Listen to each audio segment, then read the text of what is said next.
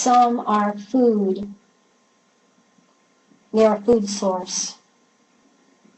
They're an energy source. That's all they are.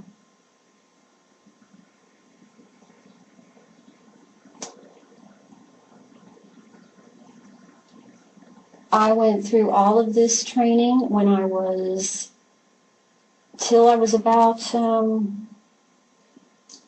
years old, and I started being groomed again to be a mother goddess.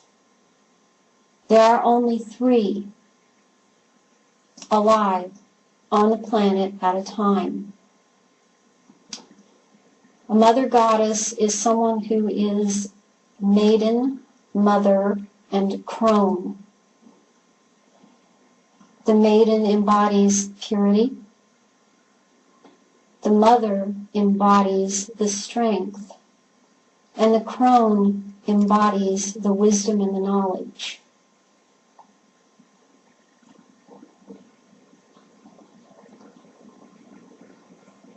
There are others that have other roles to play. But this specifically was my role. My role at a ritual was to bring down what they call the ancient ones, the old ones from the 4th dimension, to be a literal channel through which this being, discarnate entity, would come. And they would beg to stay here. They did not like where they were. They wanted to be in this physical realm. Some of them were brought down, or I should say many were brought down and anchored here. And they have to be anchored here with blood sacrifice. So at these rituals, there were, of course, sacrifice in which someone was killed or persons were killed. They have to be, so I've read from those that have an argument with what I say, that any blood sacrifice is a willing participant. Well, yes, that's true. Those that are willing don't know they're going to be sacrificed. They are raised and told what they're doing is an honor. They are being honored.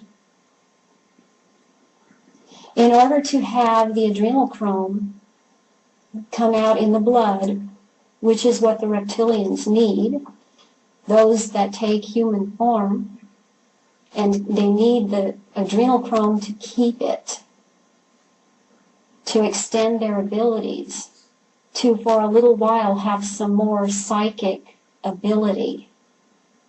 They need the adrenochrome. The only way that the adrenochrome can come into the blood the way that they need it is for someone to be tortured and traumatized in a long, drawn-out way. And that is what they need. When that happens, there's approximately 10 cc's of adrenochrome that will be coming out into the bloodstream. And that is what the person that this happens to, they're not told beforehand that they are going to die. This is why they're willing. They also utilize menstrual blood.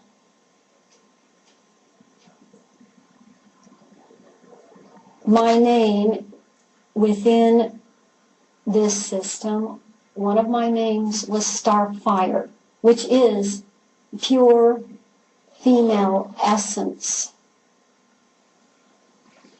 I'm not the only one they utilize it from, but that just happens to have been my name because of my role.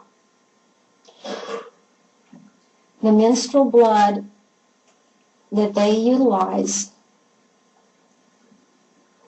is, they drink it a lot. It helps them retain some youth because the human genetics age faster than the reptilian genetics. And they're trying to balance it out. I believe also that they are trying to balance their own minds out.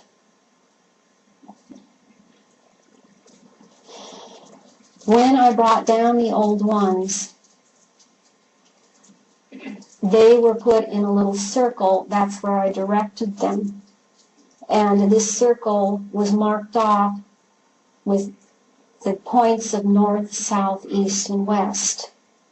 If you were going to do something like this, you would be bringing them down from a certain area. It might be from the north. That's going to bring down a certain type of energy, or the west, or the south. These are the cardinal points. These are what you bring down. There are specific tones that create vibrations that these entities respond to. And there are certain words that have to be said. And this is what they respond to. And they are so ferocious. Their presence is overwhelming.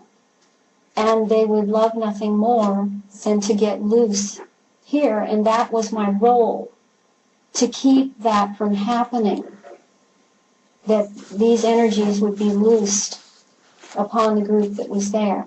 They were afraid of them. And بسم الله الرحمن الرحيم والشمس وضحاها والقمر إذا تلاها والنهار إذا جلاها والليل إذا يغشاها والسماء